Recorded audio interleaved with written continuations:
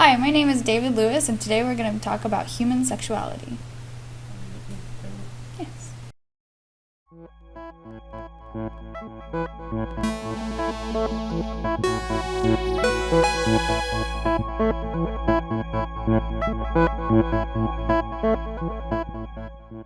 The big idea that's come out of research into human sexuality is that sex is not a binary thing. We tend to talk about sex as being binary, like you're either a man or a woman, or you're masculine or feminine, or you're heterosexual or homosexual, and so on. But the research just doesn't support this kind of split like this. What definitely seems to be the case is that we are all on different scales. So there's a number of scales, and you can be either towards the masculine or feminine side on each one of these scales. And your position can change, so that's why we call them sliding scales. So early in your life, you might be towards the middle, and then maybe you'll go to one extreme, and then later you'll go to the other extreme, and so on. So you can shift back and forth on many of these scales. Now, exactly what the scales are, like what are all the different characteristics of human sexuality, well, that's still being heavily debated. But I'm going to try to keep things simple. I'm just going to talk about human sexuality as being two-dimensional. So the first dimension would be your physiology. So things like your genetics, whether you have an XX or a XY. Your hormones, whether you have mostly androgens or mostly estrogens. Your gonads, do you have testes or ovaries? And your genitals, do you have a vagina or a penis? So all of that I'm just kind of grouping together into this group called physiological gender, or physiological sex.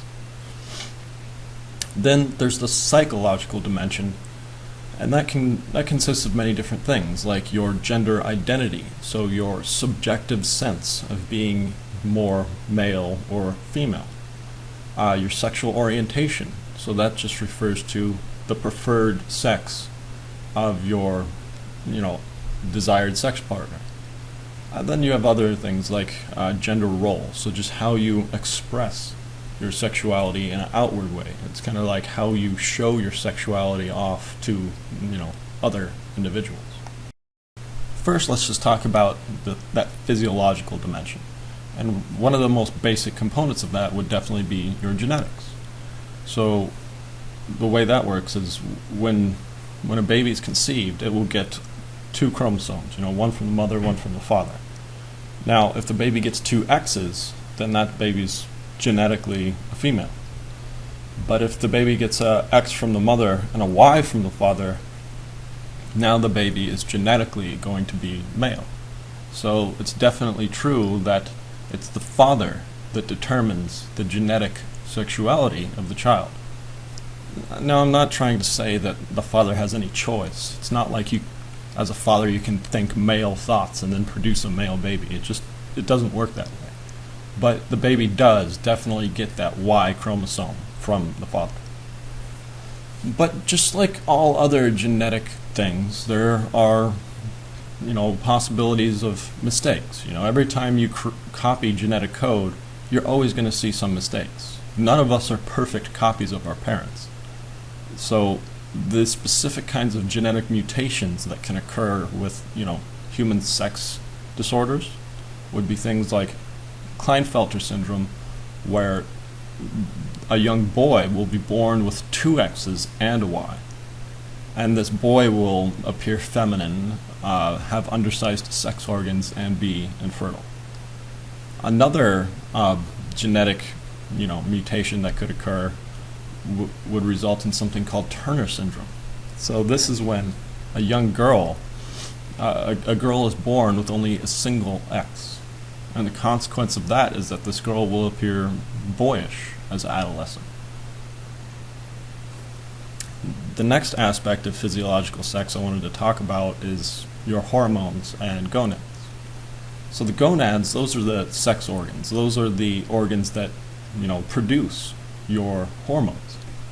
And the hormones that are associated with being feminine would be the estrogens. Whereas men, the masculine, that would be androgens. So if you have a lot of androgens pumping through your system, you're going to, feel and act more masculine. If you have more estrogens, then you'll feel and act more feminine, to put it simply. Now, one of the most important androgens is actually testosterone.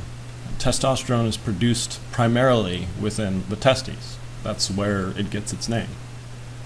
And the reason why I say it's so important is because when a young, genetically male child is developing in the womb, if there isn't enough testosterone, that young boy's, genitals will not develop into penis. What we see is that even though this, genetically male child, even though, their genes are programmed to develop a penis, if there's not enough testosterone present, it just simply won't happen. So the young boy will be born with, a vagina, to put it simply. So hormones are incredibly important for, normal sexual development in the womb. And the reason why this kind of thing can happen is that regardless of your genes, we're all born ambiguous. So we have an androgynous kind of appearance. When you look at these, super tiny little, like embryos or whatever, what you see is genitals that suggest both sexes. And it's the presence or absence of that testosterone that will send you down either the male path or the female path. So you can think of the female genitals as kind of like the default path, because that's the one that we're all kind of destined to go down, unless the testosterone is present. So if there's a lot of testosterone present, then that will push the child down that male path instead. Now, and a really interesting question is, what happens if, you get the testosterone too late in this developmental process? Or what if you get it initially and then it kind of goes away halfway through? Well, the result of that would be that the person's genitals are going to be somewhere in between these two extremes. And the term we use for people who have this kind of ambiguous genital, sexuality is an intersexual person. So this is just a person whose genitals suggest both. Now, most of us aren't intersexual. Most of us, because of the hormones that were present during our development, we were pushed to one extreme or the other. But, like I keep saying, it's a scale. So you could actually be anywhere in between these two extremes, and sometimes we'll see people that are somewhere in the middle. And there's many reasons why they could have this disorder. They could have what's called androgen insensitivity syndrome, which is an inherited disorder wherein a male embryo simply isn't responsive to the testosterone. For whatever reason, the male embryo just, even though there's plenty of testosterone, the male just doesn't really have anything to do with it. And then there's also a similar kind of, disorder called congenital adrenal hyperplasia. It's a genetic abnormality, it's mutation basically, where the adrenal glands will produce excess androgen, and that can sometimes lead a female child, push that female child down that male path I was talking about before. So for all intents and purposes, the individual is a female, but they have, masculine physiological features like genitals. Now the genitals, that is the primary way that, most of us identify with being either a man or a woman. Like, what are your primary sex characteristics? What are your reproductive organs? But most of us don't try to, identify the sexuality of other people by, looking at their genitals. You could, get arrested for that kind of thing. So instead, what we tend to rely on are secondary sex characteristics. Things that are much more obvious, things that are not so private, like facial hair, large breasts, the pitch of your voice, and so on. And these kinds of features tend to appear around puberty. Now, when it comes to puberty, this is when, young boys start showing an interest in sex, and this is when young girls will begin their menarche. That's just the onset of menstruation. That's when they start releasing eggs. And this is when they are initially able to have babies. So what I'm saying is this is the beginning of their ovulation, where every month they'll release an egg, and when that egg is released, that's when they are most likely to become pregnant. But something a lot of people don't know about ovulation is that the female is born with all the eggs she'll ever have. So when you run out of eggs, most women run out of eggs in their 40s or 50s. When you run out of eggs, you hit something called menopause, and it's at this point that you are literally infertile. You cannot no longer produce babies. You simply do not have the required equipment to do so. And this is also when most women go through dramatic hormonal change. A lot of women take hormone replacements because otherwise their estrogen isn't going to be in as high of abundance, and that's why we tend to see older women growing facial hair, for example. Now let's talk about the psychological sex factors. And one of the ones that gets the most attention, especially nowadays, with recent laws being passed and things like that, and the Supreme Court decision that just happened like a week ago or something, is sexual orientation. So sexual orientation refers to the degree of stable emotional and erotic attraction to a specific sex. Now, just like all the other dimensions, just like all the other characteristics of human sexuality, your sexual orientation is also on a sliding scale. Most of us tend to be heterosexual, so heterosexual does seem to be kind of like the default setting, and most of us are pushed towards that extreme, but we're not all like right bunched up at the very end. We're kind of scattered all along the spectrum. It's just most of us tend to be pushed more so towards the bottom, not just because of genes, but also because of society and many other reasons. But it's definitely more accurate to say that all of us have some degree of sexual interest in both genders.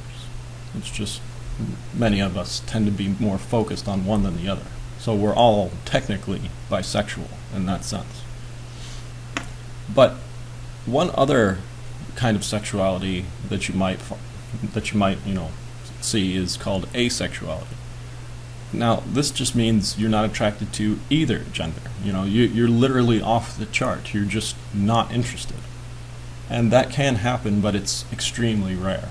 Many of the times when people think that they're asexual, it's really that there's something else going on. And I'll talk about that something else in another video.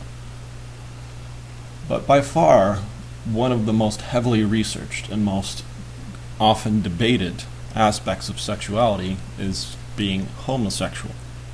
So there's a lot that we've learned about homosexual, why people are homosexual, how they become homosexual, and so on. But what the big idea that's come out of the research is that your sexual orientation, if you are homosexual, you actually got that from your parents, so it's hereditary, at least in part. What I'm referring to is called the prenatal hormonal theory of sexuality, and I'll talk more about that in just a second.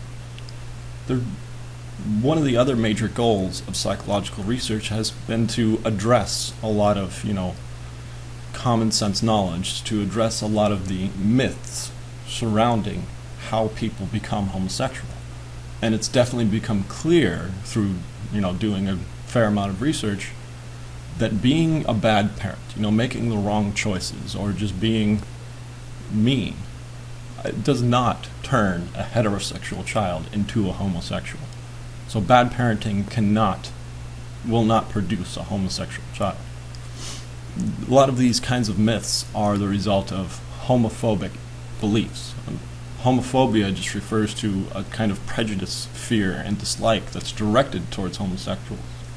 And in its more extreme form, it might even take the form of what's called heterosexism. So heterosexism is just the belief that being heterosexual is better for some reason. That prenatal hormonal theory of sexuality that I just mentioned, this should sound very similar to what I was talking about earlier in the video.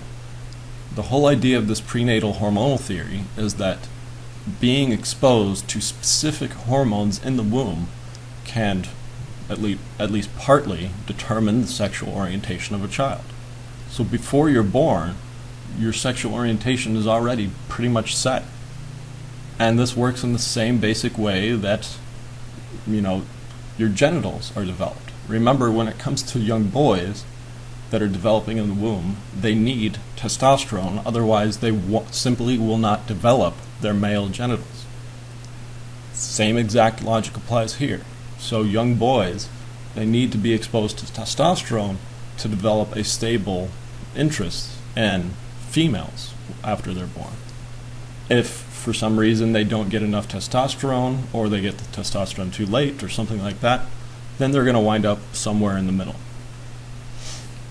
Now, you might wonder, well, if hormones are so important, how can we, do we have any control over that? Well, yeah, obviously you can put, artificial hormones, artificial chemicals in your body, but that's not really what I'm talking about. At this point, you're probably wondering, why would a young boy not get enough testosterone? What could cause this lack of exposure to hormones? Well, I mentioned before that there are a couple of, strange disorders where the child is either too sensitive or not sensitive enough, but there's also another factor that you have to take into consideration, and that's the environment. So the environment that the mother is in can affect the developing baby. I've mentioned in a previous video that as a mother, you really need to be careful about what you expose your baby to. If a mother drinks or smokes or something like that, those harmful environmental agents, those teratogens, can do serious damage to the baby.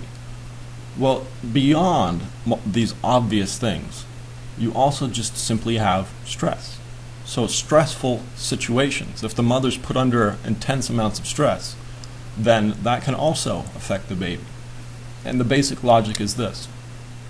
When you're put into a stressful situation, like a war zone, or a very, very, poverty-stricken area, or something like this, when you're a pregnant mother in one of these areas, you're going to be producing a lot of, androgens, a lot of testosterone, just so you can survive. It's kind of like a fight or flight situation all the time for you. So you're constantly just trying to get by. And because you need these androgens yourself just to survive, you tend to deplete them, you tend to use them up, and there's really nothing left for the baby. And the research that supports this idea is really interesting. It was done on pregnant mothers during, major war situations, like World War II, for example. And what they found is that the mothers who were pregnant during the war, in the war, right in the middle of it, these mothers would later go on to give birth to boys that would grow up to become homosexual. An overwhelming, far higher than normally seen percentage of these boys were homosexual or showed more feminine kinds of characteristics. So it really definitely seems to be the case that stress can have a major effect on the developing child's sexuality. So basically what I'm saying is, as a mother, if you are pregnant or you're planning to become pregnant, it's best if you just try to relax and not freak out about things. As I put it when my wife first became pregnant, what I said was, your job now is to be fat and happy. Another aspect of your psychological sex would be gender identity. And gender identity just refers to your sense, your kind of subjective sense of being either a man or a woman. And this is one dimension that we don't often talk about in the mainstream. We don't really focus on these kinds of things because it's something you can't really see. It's just a feeling. And a lot of people probably didn't even realize that gender identity was separate from the other aspects of sexuality. Just recently, athlete by the name of Bruce Jenner came out as being feminine. Like, Bruce Jenner went on TV and explained to people that he, lived his entire life as a male, but he felt trapped. Like, Bruce Jenner prefers to be referred to as she. I'm fairly certain she took a new name of Kris Jenner. But that's not the point. The point is, Bruce Jenner felt trapped in a male body. So it's like you have a female brain in a male's body, and that can be very upsetting to people who have that kind of a mismatch. When you have that kind of a mismatch, it really does seem, scary almost. You don't feel comfortable in your own skin. And a lot of people, because of society, they don't really think that there's anything they can do about it. They feel kind of trapped. They feel biased towards being their physiological sex instead of what they feel and what their psychological gender identity is. So there's definitely this kind of gender role socialization where we identify young boys and we push them into more stereotypical boy behaviors and push girls into more girl kind of roles. So these roles I'm talking about, these gender roles, are just cultural definitions, cultural expectations of what we consider appropriate for the two different sexes. In general, we expect girls to be more sensitive and caring, and boys to be more dominant and aggressive. Now, I could go on at great length about gender role stereotypes. Gender role stereotypes drive me crazy, and I just get really, angry about these kinds of stereotypes because, in general, worldwide, we tend to have these extremely oversimplified beliefs as to what boys are and what girls are, and these things are definitely learned. These are societal. So there's really no reason, for example, that you have to buy pink clothes for a little girl. Pink is just a color. It means nothing, really. It's just we identify pink with feminine. So, when a young girl is born, you tend to just have it looks like Barbie just kind of threw up all over the place. Like there's just pink everywhere. It can be, extremely annoying to people like me. Now, when it comes to these behaviors that we expect, like I said, we expect women to be more sensitive and caring. The kind of behaviors we encourage these young women to perform are more expressive behaviors. So just expressing their feelings and things like that. And to a lesser degree than in the past, to prepare for being a mother. So that's definitely changed a lot in recent times. Like, you really don't need to go too far into the past to see that young girls were pretty much only concerned with becoming a mother and producing children. Males, on the other hand, they're much more aggressive and dominant, like I mentioned. They're encouraged to engage in what are called instrumental behaviors, to control their emotions and to prepare for their careers. Instrumental behaviors, those are just like goal-oriented behaviors. Now, despite the fact that many differences, if not most of the differences we observe between males and females is learned from society, there has been a lot of research just trying to figure out, are there any differences?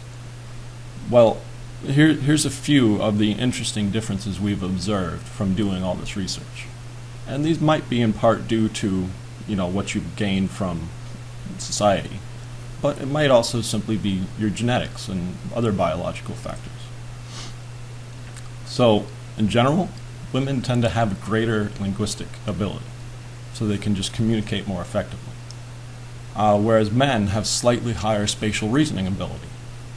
That basically just translates to they can navigate a little bit better. Biologically, we know that men have higher levels of testosterone, whereas women have higher levels of estrogen. And this testosterone, this isn't only linked to being male, testosterone is also linked towards being aggressive, being violent even. So that's why we tend to see the most manly men, typically men that are in their early 20s, because that's when they'll be at their peak of testosterone levels. That's when we see these manly men being more aggressive, more violent. We tend to associate violent crime with men far more, more so than women, and that's primarily wise, because men are just naturally more likely to engage in violent behavior. Women, on the other hand, tend to be more indirect, less physically violent, but they will take out their aggression in other ways. And then one that's obviously learned from our society, because it's different depending on which part of the world you go to, is that just in general, women in our culture are less permissive about sex. So women are much more choosy, they're much more careful, they don't want to select the wrong partners or too many partners, because then we have terms for people like that. Like, just think about it. What's the term we use for a woman who has multiple sex partners in a relatively short period of time? It's probably not a nice word, is it? But just to point out the difference between the genders, let's say I was talking about a woman. Like, what's the term, or a man? What's the term we use for a man who has multiple sex partners in a short period of time? That's much more positive. So this is definitely a double standard that we have, even today. But the good news is that it is progressively changing. It is progressively becoming more equal between the two genders in this respect. As I've said at multiple points in this video, you could be at different points on these various dimensions. You could be at different points on these scales of sexuality. So you could be more masculine on one scale and more feminine on another, and so on. And when you have that kind of a mismatch between these various scales, like when your scores don't line up, then we would say you are some kind of gender variant.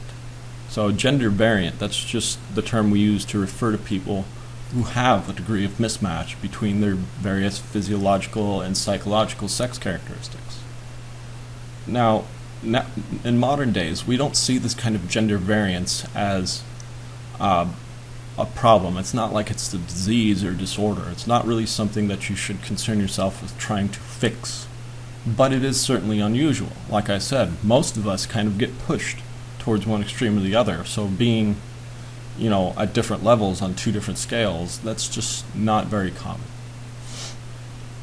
In the past, when we look at, the history of how we understood sexuality, we actually did consider this to be a legitimate mental disorder. And back in the U.S. history, just about 40 years ago or so, we had a lot of these kinds of gender variants in our Diagnostic and Statistical Manual of Mental Disorders.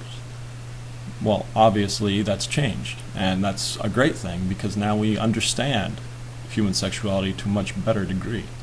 The unfortunate truth is many parts of the world don't understand sexuality as well as we do. So they still see it as either a serious psychiatric problem, or even worse, maybe they see it as some terrible crime against humanity or something ridiculous like that. But if an individual does have this kind of mismatch, if there is a huge degree of mismatch between their various dimensions, what you might see is the individual undergo sex reassignment surgery. So that's just when they have their physiology, their genitals, other physical features, they have these surgically altered to match their subjective sense of being either a man or a woman. So that can happen, and that does happen from time to time. But like I said, it's not very common.